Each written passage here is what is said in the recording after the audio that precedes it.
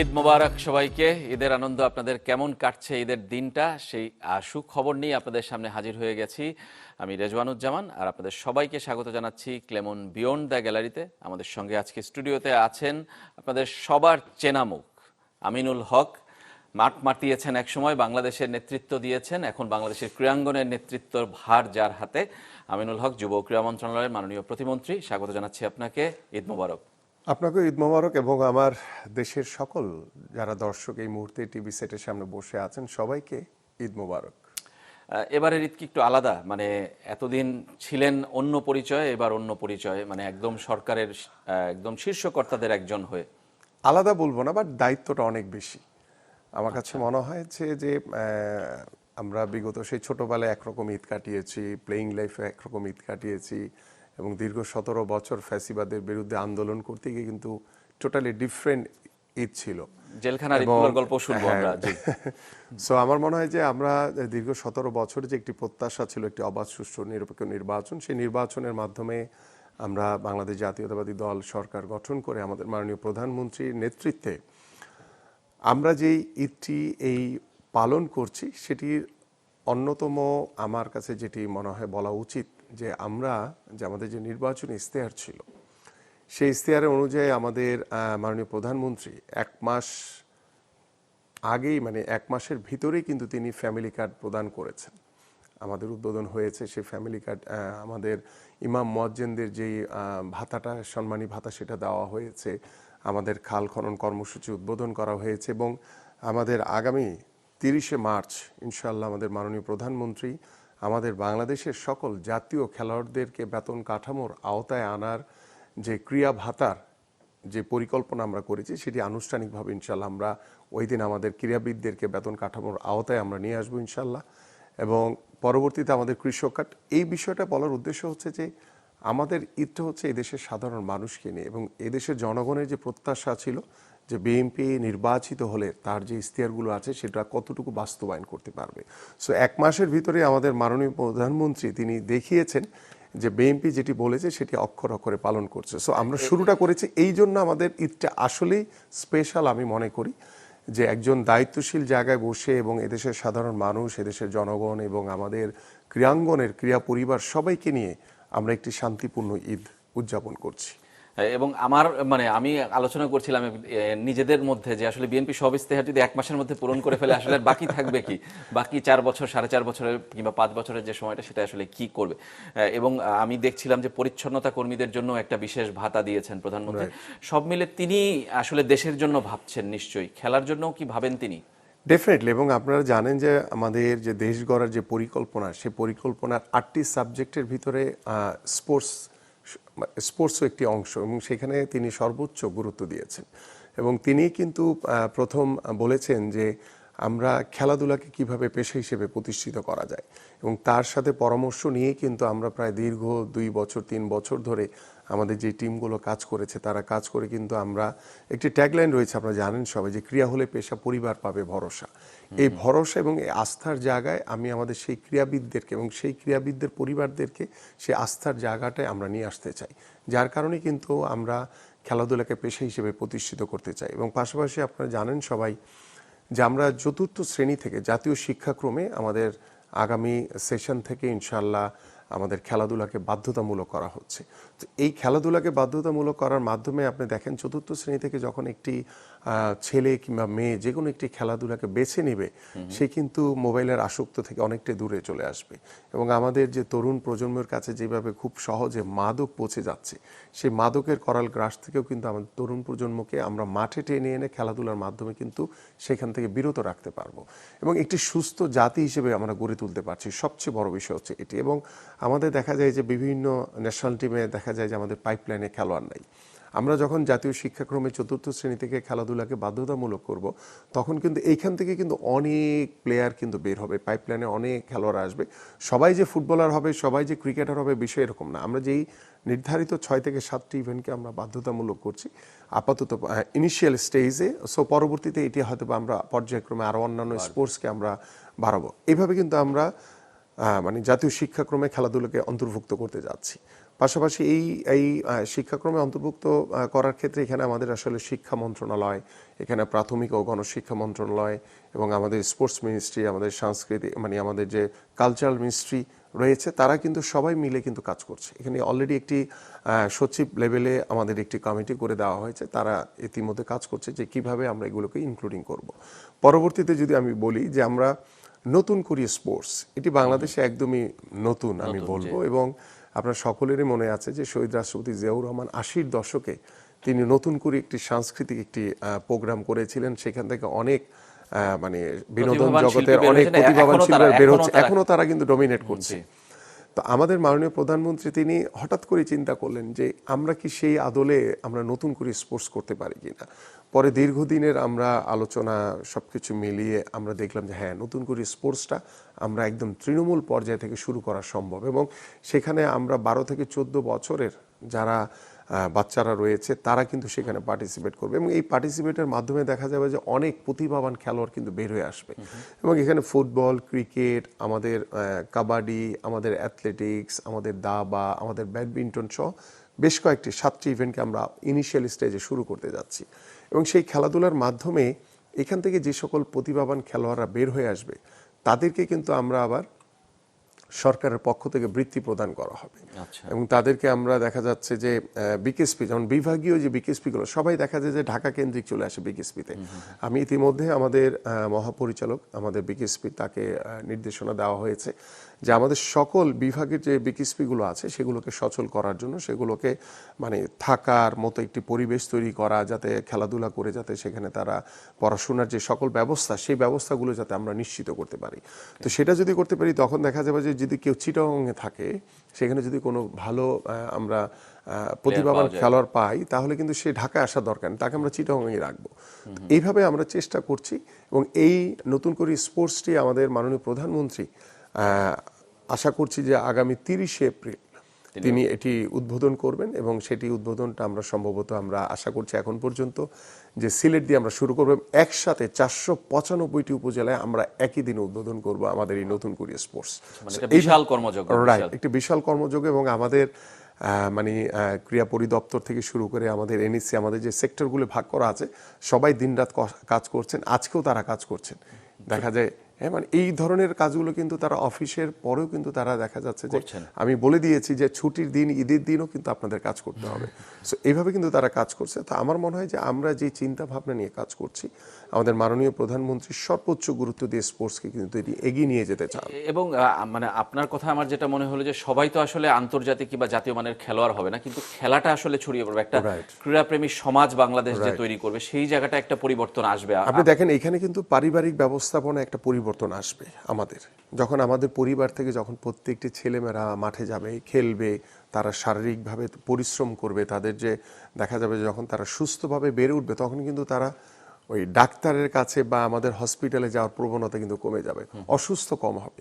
পাশাপাশি আপনি দেখেন আমাদের যখন এই সামাজিক যে ব্যবস্থাপনা যেটি আপনি বলছিলেন, যে সামাজিক ব্যবস্থাপনায় কিন্তু একটি সমাজে একটা মানে প্রভাব পড়বে যে না, আমার সমাজটাকে আমরা যেভাবে ডিভাইসের প্রতি আসক্ত হয়ে গেছে, কেউ মাঠে যেতে চায় না, কিংবা আমাদের মাদকের দিকে ঢলে পড়েছে, বা আমাদের সমাজ ব্যবস্থায় যে দীর্ঘদিনের যে একটি বিশৃঙ্খল পরিবেশ, সেই পরিবেশটাতেও কিন্তু আমরা যেমন ছোটবেলায় আমরা দেখেছি যে আমরা যেখানেই ধরেন আমরা যেখানে বড় হয়েছি, আমি টিনশেড কলোনিতে বড় হয়েছি, তো সেখানে কিন্তু আমরা সেই লাইন টু লাইন দেখা গেছে যে আমরা খেলা হতো, সেই খেলাগুলো কিন্তু এখন টোটালি নাই। এখন সবাই পারাভিত্তিক খেলা, পারাভিত্তিক কোনো খেলা নেই। আমরা এই পারাভিত্তিক খেলার কারণে কিন্তু আমাদের মাননীয় প্রধানমন্ত্রী ইতিমধ্যে এত কিছু বলার উদ্দেশ্য হচ্ছে বা এত কিছু করার মূল ইয়া কিন্তু হচ্ছে মাঠ।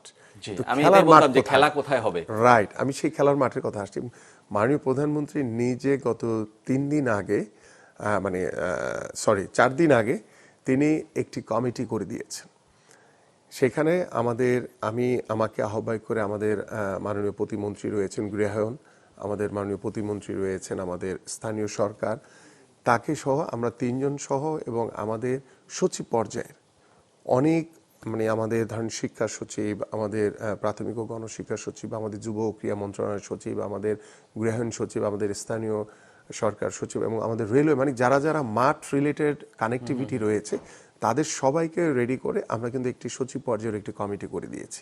তাদের কাজ হবে যে আমাদের ঢাকা মহানগরী সহ সারা বাংলাদেশের গ্রামীণ জনপদে যেখানে আমরা খালি জায়গা পাবো সেখানে মাঠের মানে ওইটার জন্য কোনো গ্যালারি দরকার নাই, আমরা মাঠটিকে সংস্কার করে প্রত্যেকটি পাড়া মহল্লার যারা এলাকার যারা রয়েছে, গ্রামের যারা ছেলেপেলে রয়েছে, সবাই যাতে উন্মুক্তভাবে মানে খেলার উপযোগী একটি মাঠে যাতে তারা খেলতে পারে, এই ব্যবস্থাপনার জন্য ইতিমধ্যে আমাদের মাননীয় প্রধানমন্ত্রী একটি নির্দেশনা দিয়েছেন।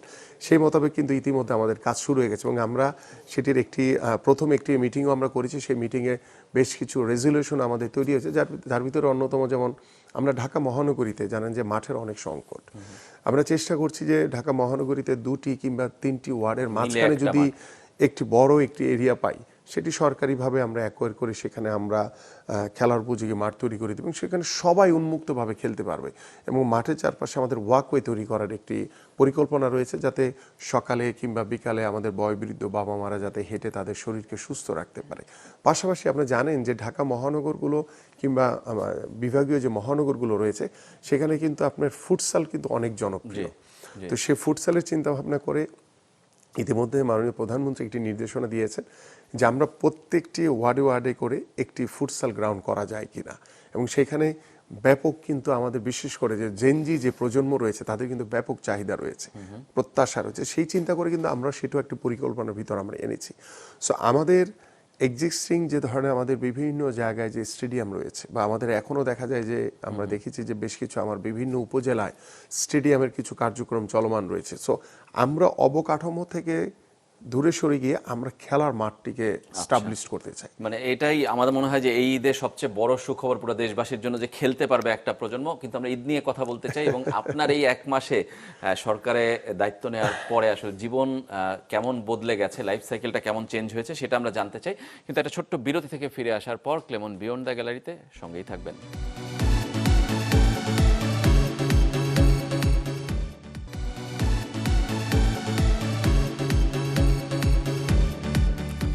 বিরতির পর আবারও ফিরে এলাম ক্লেমন বিয়ন্ড দ্য গ্যালারিতে। ঈদ আড্ডায় আমাদের সঙ্গে আজকে আছেন বাংলাদেশের সাবেক অধিনায়ক আমিনুল হক, বর্তমানে যিনি বাংলাদেশের ক্রীড়াঙ্গনের অধিনায়কের দায়িত্ব পালন করছেন, যুব ক্রীড়া মন্ত্রণালয়ের প্রতিমন্ত্রীর দায়িত্ব পালন করছেন। আমিনুল হক, এই 1 মাসে আপনার জীবনে আসলে কি পরিবর্তন হয়েছে? আমি দেখছি যে সকাল থেকে রাত অবধি আপনার কর্মসূচি একটার পর একটা, মানে নিজের কি কি পরিবর্তন আপনি দেখতে পাচ্ছেন? পরিবর্তন বলতে হচ্ছে যে কাজের ব্যস্ততা অনেক বেড়েছে এবং দায়িত্ব বেড়েছে এবং সেই দায়িত্বটিকে সঠিকভাবে করার জন্য আমি বা আমার সতীর্থ যারা সহকর্মী রয়েছে, আমার মিনিস্ট্রি যারা রয়েছে বা আমার বিভিন্ন ফেডারেশন বা আমাদের এই কাজগুলোকে সঠিকভাবে মূল্যায়ন করা বা সঠিকভাবে এক্সিকিউশন করার জন্য আমাদের যেই কর্মব্যস্ততা সেটি আসলে আমাকে অনেক বেশি ব্যস্ত করে ফেলেছে, বাস্তবতা যেটি। এবং আপনারা নিজেরাও জানেন যে আসলে আপনারা যেহেতু ক্রীড়া সাংবাদিকতার সাথে জড়িত রয়েছেন, আপনারাও সেই ব্যস্ততাগুলোর কিছুটা হলো আজ করতে পারেন।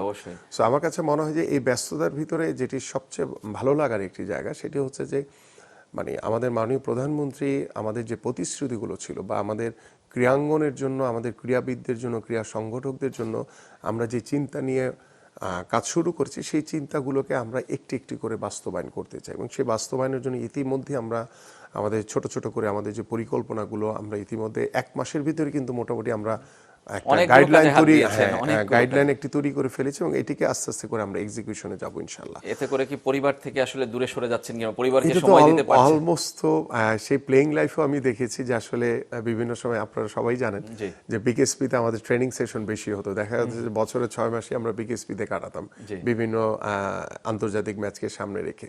সো তখনও দেখা গেছে পরিবারের থেকে অনেক সময় দূরে ছিলাম, বাট যখন সময় পেতাম পরিবারের সাথেই থাকতাম। তারপরে দীর্ঘ রাজনৈতিক ক্যারিয়ারে ধরেন মানে ফ্যাসিবাদের বিরুদ্ধে আন্দোলন করতে গিয়ে দেখা গেছে যে মামলা হামলার ভয় পরিবারের সাথে থাকাই হয়নি, ডিসকানেক্ট ছিলাম, অনেক সময় জেলখানায় করতে হয়েছে।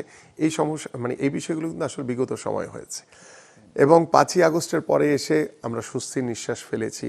আমাদের কর্মব্যস্ততা অনেক বেড়ে গেছে, বাট দিন শেষে পরিবারের সাথে গিয়ে মানে দেখা হচ্ছে, কথা হচ্ছে, তাদেরকে বাচ্চাদেরকে কিছুটা হলেও সময় দিতে পারছি, এটি একটি আস্থা বা একটি ভালো লাগার একটি জায়গা আমি মনে করি। এবং নির্বাচনের পরে আসলে কর্মব্যস্ততা আরো অনেক বেশি বেড়ে গেছে, মানে দায়িত্ববোধ বেড়ে সন্তান গেছে। কিংবা স্ত্রী আসলে মেনে নিতে পারে কিনা এখন এই মানে সময়, অভ্যাস এই হয়ে গেছে। সুসময়ে হ্যাঁ, সুসময়ে অভ্যাস হয়ে গেছে আসলে। মানে তারা জানে যে আসলে তার ব্যস্ততা, এটা দেখা যায় যে সারাদিনও ফোন দিয়ে কোনো বিরক্ত করে না। আচ্ছা, মানে এটি অনেক বড় একটি বিষয়, যে সাপোর্ট আমি মনে করি আসলে পরিবারের সাপোর্ট না থাকলে মানে এইভাবে আসলে এগিয়ে যাওয়াটা বা কাজ করার সেই স্পৃহাটা কিন্তু আসলে থাকে না।